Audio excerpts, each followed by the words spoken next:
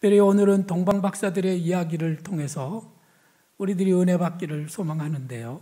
이 동방 박사들은 동방에서부터 아주 먼 길을, 순례 여행길을 통해서 유다의 예루살렘과 베들레헴으로 찾아와서 그곳에서 예수님을 경배했던 그런 사람들이에요.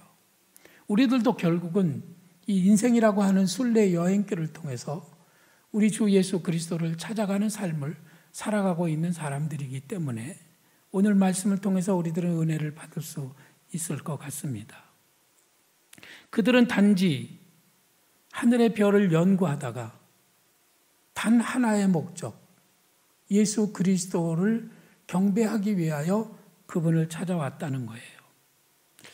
별을 연구하는데 별이 저 유대 땅에서 왕이 태어났다고 하는 메시지를 전해준 것이죠. 별을 연구하면 그런 메시지를 들을 수 있는 건가 봐요. 동방 박사들은 별을 연구하다가 메시지를 듣고요. 농사 짓는 사람들은 농사를 짓다가 하나님의 음성을 듣습니다. 목수들은 나무로 물건을 만들다가 하나님의 음성을 들을 수 있고요. 엄마들은 아기들을 키우다가 음성을 듣고, 그렇죠? 선생님들은 아이들을 가르치다가 하나님의 음성을 듣습니다. 이 동방 박사들은 이렇게 하나님의 음성을 들었어요. 학생들은 무엇을 하다가 음성을 들을까요? 공부를 하다가 하나님의 섭리를 발견할 수 있는 것이죠. 그들은 왕이 태어나신 곳을 찾아가서 최고의 예의로 합당한 감사와 사랑을 표현하기를 원했어요. 그래서 동방에서부터 멀리 여행을 떠나왔던 것입니다. 이 동방이라고 하는 곳은 얼마나 먼 곳일까요?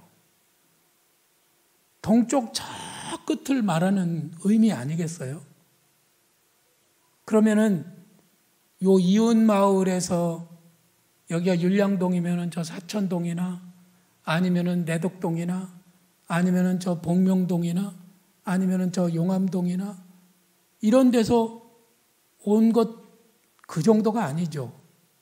아니면 저 평택이나 대전이나 뭐 이런 데서 오는 것을 말하는 것도 아니에요. 이 동방이라고 하는 곳은 아마도 오기 위해서 산을 수없이 많이 넘고 수없이 강을 건너서 온 그런 먼 거리죠. 더군다나 이 동방은요, 나라도 한 개만 거쳐서 오는 게 아니라 여러 나라를 거쳐서 찾아왔다 이 말씀 아니겠어요? 굉장히 먼 거리를 온 거예요. 이 먼 거리를 오기 위해서 그들은 긴 여행을 준비했을 거예요. 노잣돈도 넉넉히 준비하고 여행을 떠나기 전에 준비 운동도 많이 해서 건강을 위해서 체력 보강도 하고요. 그리고 이 여행을 떠나기 위해서 여러 가지 물건들을 준비했을 것입니다. 비행기를 타고도 선뜻 용기를 내기 쉽지 않은 그 먼 거리를 이렇게 찾아와서 그들은 예수님께 경배를 드렸던 거예요. 굳이 그렇게까지 해야 될 필요가 있었을까? 맞아, 그때는 인터넷이 없으니까 유튜브로 예배를 드릴 수 없어서 아마 그랬을 거야. 우리 딸은 집에서 재택근무를 지금 거의 한 1년 동안 하고 있는데요. 아무 상관없어요. 재택근무하고 월급 또박또박 받더라고요. 우리들은 서 있는 그 자리에서 하나님을 예배할 수 있다고 믿고 있어요. 이 사람들은 촌사람이라 그랬을까요? 옛날 사람이라 그랬을까요? 아니면 뭔가 다른 게 있었을까요? 그들은 또 다른 생각이 있었던 것이죠. 한자 말에 이런 말이 있습니다. 거자 일이소 레자 일이친. 이 뜻은 뭐냐면요, 떠나가는 사람은 날이 갈수록 잊혀지고 가까이 오는 사람은 날이 갈수록 친해진다는 뜻입니다. 영어에 비슷한 표현이 있는데 out of sight, out of mind. 눈에서 멀어지면 마음에서도 멀어진다는 뜻입니다. 우리들은 코로나 때문에 얼굴과 얼굴을 마주 보는 일을 두려워하고 같이 숨 쉬면서 호흡이 닿는 것을 우리는 아주 싫어해요. 그래서 우리들은 비대면으로 하는 것이 요즘에는 대세가 되고 말았습니다. 어떻습니까, 여러분? 비대면으로 예배를 드리면서 예배당을 찾는 일이 뜸악해지니까 자칫 우리들의 마음이 하나님과 멀어지는 것을 느끼고 있지 않는지요? 하나님께서는 그것을 걱정하고 계시는 줄 알아요. 비대면 예배도 상관없어요. 그러나 문제는 우리의 마음이 자꾸 하나님과 멀어지는 것이 문제가 될 수 있는 거예요. 굳이 그렇게 안 된다는 걸 힘들여서 찾아가서 동방 박사들은 먼 길을 피곤한데 그렇게까지 했다고 하는 것이 정말 옛날이라 그렇고 아날로그 시대니까 그렇고 그들은 어쩔 수 없었으니까 그랬지만 우리는 안 해야 이렇게 생각할지 모르지만 사실은 저 말이 맞아요. Out of sight, out of mind. 우리들은 조금만 움직이는 일을 한다고 해도 귀찮게 생각하고 번거롭게 생각하고 왜 그렇게까지 해야 되냐고 이렇게 말하기가 아주 쉽지만 하나님은 얼마나 높은 곳에서 이곳에 찾아오셨습니까? 거리는 얼마나 멀까요?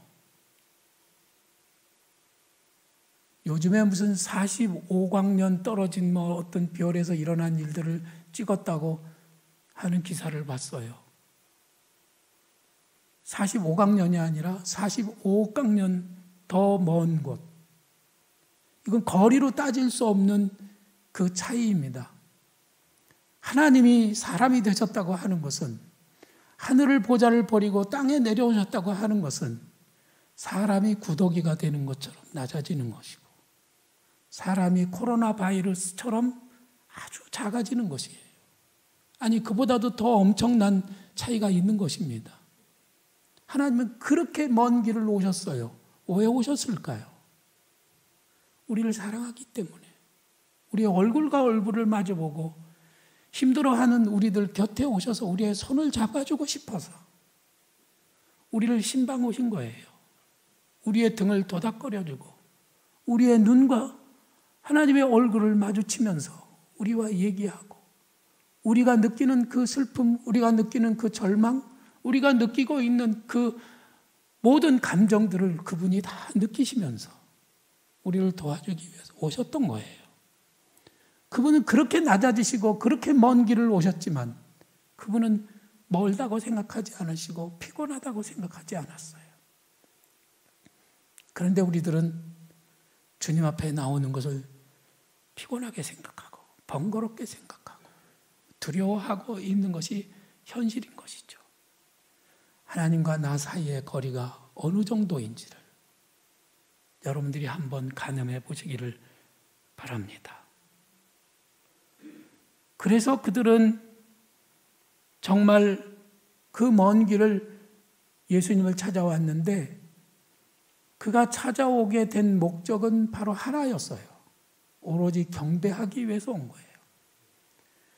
몇 달이 걸려서 그렇게 먼 길을 찾아와서 잠깐 경배하고 예물 드리고 돌아가는 그런 것이었거든요. 어떤 때 여러분들이 예배 드리는 잠깐 1시간을 예배 드리는데 그 시간을 드리기 위해서 아침에 일찍 일어나서 그걸 준비해야 되고 그리고 먼 길을 찾아와야 되고 그 다음에 예배 드리기 위해서 몸을 씻고 옷을 갈아입고 하는 그 모든 일들이 번거로울 수 있어요. 근데 목적은 하나, 오로지 예배 드리는 그 1시간을 위해서거든요. 이 동방 박사들의 이 예배를 드리기 위해서 드렸던 그 정성과 그 시간과 그 노력들은 정말 말로 다 할 수가 없는 것이죠. 그들은 오로지 예배 한 목적만을 위해서 그 먼 길을 찾아왔다는 것이죠. 다른 중요한 일들을 다 뒤로 하고요. 중요한 시험이 앞에 있을 수도 있고 중요한 만남이 약속이 있을 수도 있고 사업이 있을 수도 있고 중요한 공부를 해야 될 여러 가지 일들이 인간들에게는 있잖아요. 근데 이 동방박사들은 그걸 다 제껴놓고 오로지 아기 예수께 잠깐 와서 경배 드리는 그 일을 위해서 그 모든 것들을 다 희생했다는 말씀이죠. 그런데 중요한 건 이 시간만큼은 다른 일을 동시에 볼 수가 없는 거예요. 예배 드리면서 누구랑 전화하고, 예배 드리면서 공부하고, 예배 드리면서 또 누구 만나고, 예배 드리면서 뭐 밥을 먹고, 이런 걸 못 하는 겁니다. 오로지 그 한 가지 일만을 하기 위해서 이 동방박사들이 먼 길을 찾아왔다는 것을 생각하면 우리들의 예배가 어떻게 드려져야 한다는 것을 아마 여러분들은 이해하실 겁니다. 다른 사람이 대신해 줄 수도 없어요. 내 몸이 여기 와야 그게 예배가 되는 것이지, 나를 대신해서 뭐 내 아내가 해준다든지, 나를 대신해서 뭐 우리 부모가 해준다든지, 나를 대신해서 친구가, 그게 안 되는 겁니다. 오직 나만 드릴 수 있는 거예요. 아무리 대통령이라고 하더라도 대통령도 자기가 직접 드리는 것이지 비서나 종이 와서 예배를 대신 드려주는 일은 결코 있을 수가 없는 것이죠. 사랑하는 여러분, 동방박사들이 예수님께 경배하기 위해서 처음에 찾아간 곳은 예루살렘이었고 그곳의 왕궁으로 찾아갔어요. 왜냐하면 왕은 왕궁에서 날 거라고 하는 생각 때문이었습니다. 물론 그것은 하나님이 그곳으로 인도하신 것은 아니었어요. 자기 생각으로 갔던 거예요. 그래서 그들은 실수했고 그들은 방황했습니다. 여기가 아니네. 그들이 실수했기 때문에 왕이 그것을 알아채고 2살 아래의 어린아이들을 다 죽이라고 명령을 내리죠.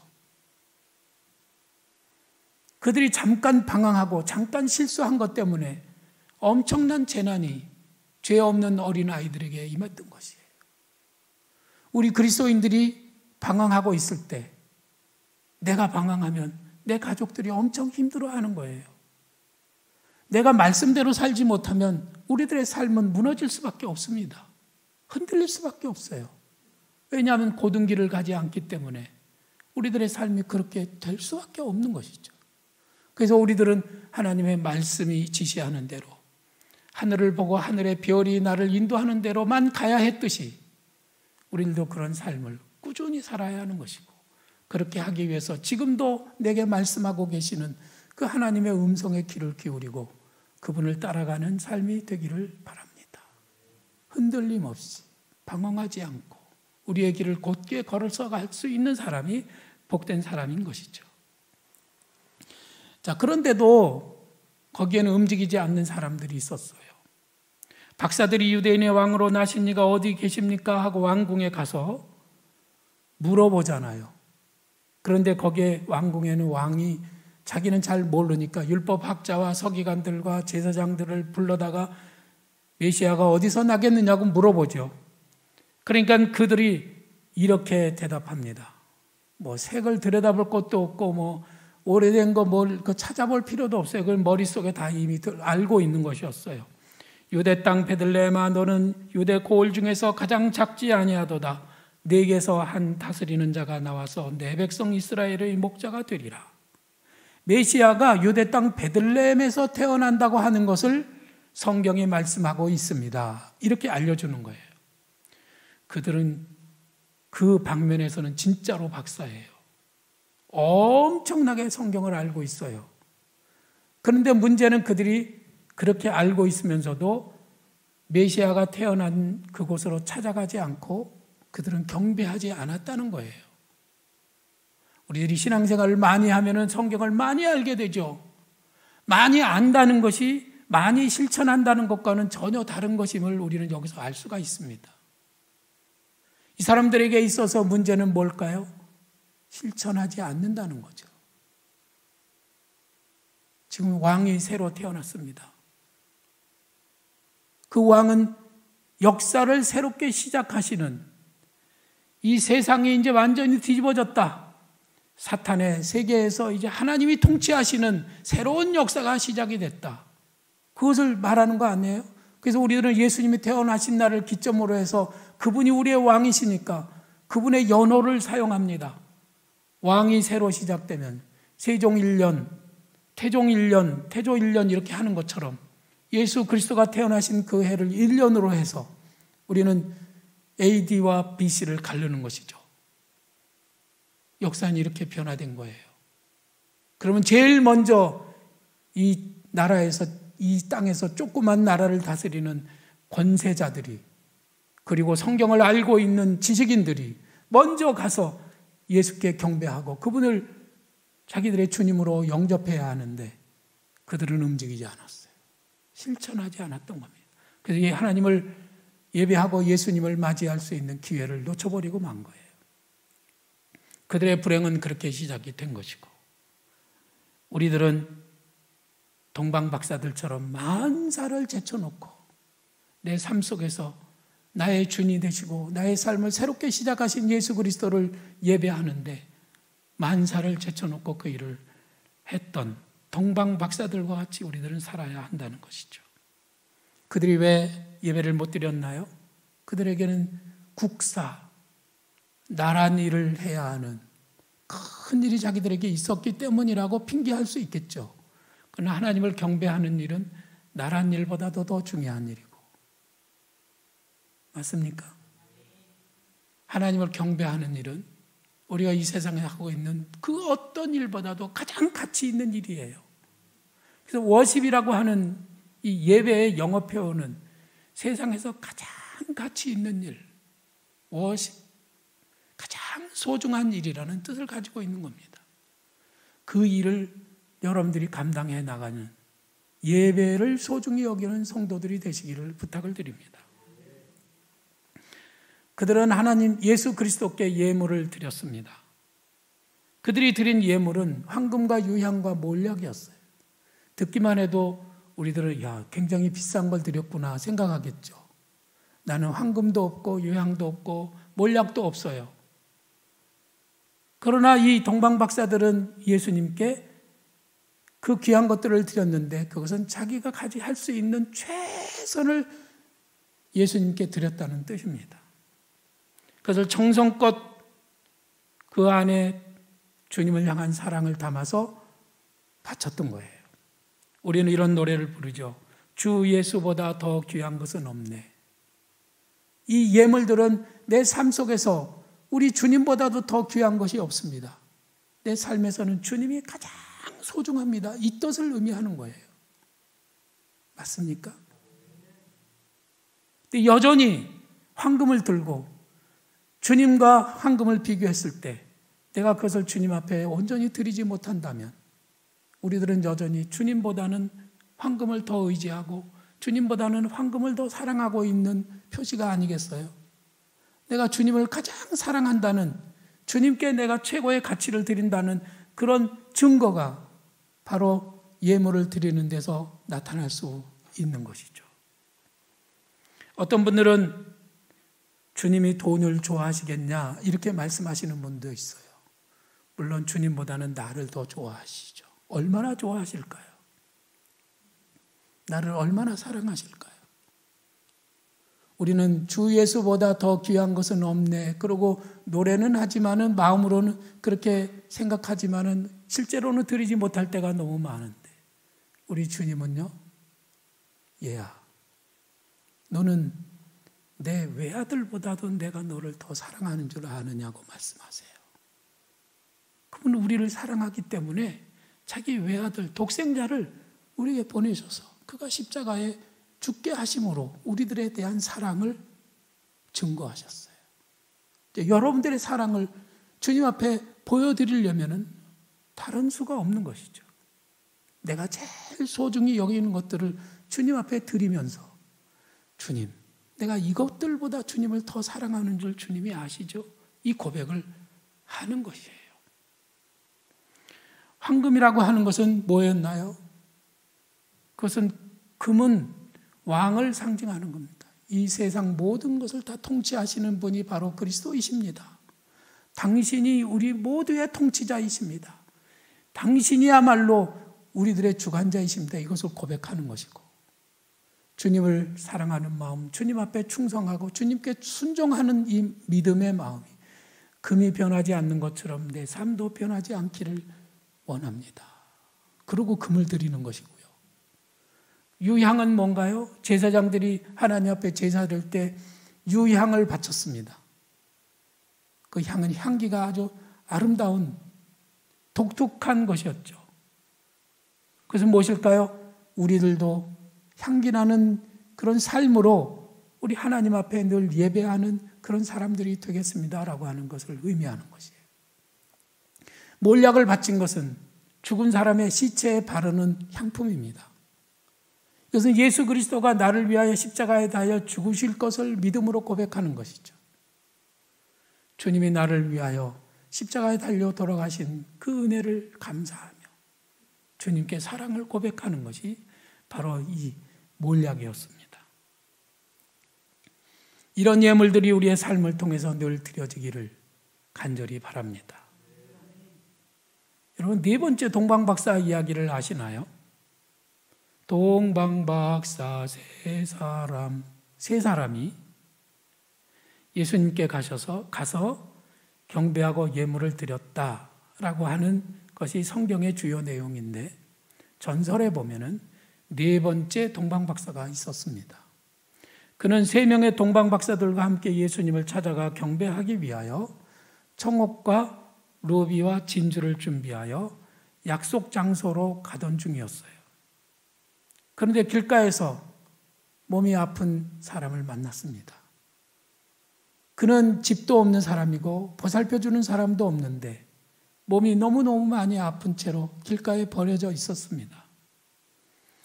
이 알타반이라고 하는 네 번째 동방박사들은 그 사람을 만나면서 너무 마음이 아팠어요. 그 불쌍한 것을 그냥 지나칠 수가 없었습니다.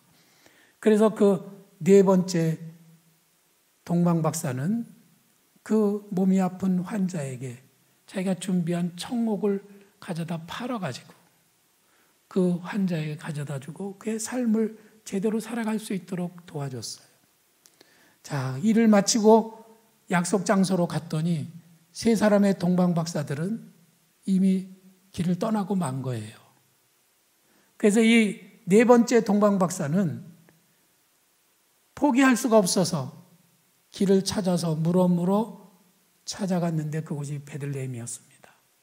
베들레헴에 뒤늦게 도착하고 보니까 베들레헴에서는 이미 아기 예수는 애굽으로 쭉 여행을 떠나 피하였고, 그리고 헤롯 왕이 그 인근에 있는 2살 아래의 어린아이들을 다 죽이도록 지금 명령해서 잔인한 유아 학살이 일어나고 있었습니다. 그런데 자기 앞에서 한 어린아이가 지금 죽어가고 죽을 수밖에 없는 운명에 처해 있었어요. 그래서 이 네 번째 동방박사는 자기가 가지고 있는 루비를 그걸 주고 그 어린아이의 생명을 살려냈습니다. 자기가 가지고 있는 이제 진주밖에는 없는 거예요. 예수님을 만나서 그분에게 경배를 드리기 위해서 이 진주를 평생 고이고이 간직하고 33년을 유대 땅에서 보냈는데 예수님과는 계속 길이 엇갈리는 거예요. 예수님이 여기 있다 그래서 가면 예수님이 또 딴 곳으로 가시고, 거기 갔다 가면 또 딴 곳으로 가시는 거예요. 예수님이 십자가에서 이제 돌아가시는 그날, 예수님이 골고다 언덕으로 십자가에 매달리기 위해서 가셨다고 하는 소식을 듣고 그곳으로 막 달려가는 중이었습니다. 근데 거기 길가에 한 노예 상인이 있었어요. 한 노예를 옆에 놓고 노예를 팔고 있는데 그 노예의 눈빛이 예사롭지가 않습니다. 너무나도 애처롭고 안타까운 눈으로 나를 좀 살려주세요, 날 좀 도와주세요, 이러는 눈으로 이 동방박사를 바라보는 거예요. 이 알타반이라고 하는 동방박사는 자기가 가진 마지막 보험을, 예수님께 드리려고 지금까지 간직해온 보험을, 그것을 주고 그 노예를 삽니다. 그 노예를 풀어주죠. 그리고 서둘러서 골고다로 갔더니 예수님은 이미 십자가에서 달려 돌아가시고, 그리고 그는 무덤 속에 들어가셨던 거예요. 예수님 살아계시는 동안에는 그는 그를 볼 수가 없었어요. 자기 몸은 이제 지치고 예수님께 드릴 예물도 다 사라지고 말았어요. 너무나 고달프고 곤고한 인생을 살아왔는데 한 걸음도 나갈 수가 없어서 누워가지고 이제는 탄식하면서 슬퍼하고 있었습니다. 나는 이제 이렇게 여기서 죽는구나. 자기의 인생이 헛되다고 느껴졌는데 그때 부활하신 예수님이 바로 네 번째 동방박사 알타반에게 나타나셨어요. 그리고 다정하게 이렇게 말씀하셨습니다. 내 친구 알타반아, 지극히 작은 자에게 한 것이 곧 내게 한 것이니라.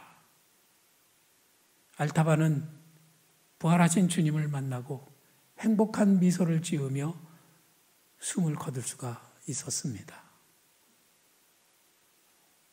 우리들 모두는 네 번째 동방박사의 삶을 살아갑니다. 일평생 부활하신 주님 앞에 서는 그날을, 주님 앞에 듣게 될 칭찬의 소리를 기대하면서 매일매일 내가 만나는 모든 사람들을 사랑으로 섬기며 그들을 위하여 기도하고 그들을 도와줄 때 주님 앞에서 우리에게 칭찬이 있을 것입니다. 네 번째 동방박사의 삶을 여러분들이 부지런히 살아가기를 주님의 이름으로 부탁합니다.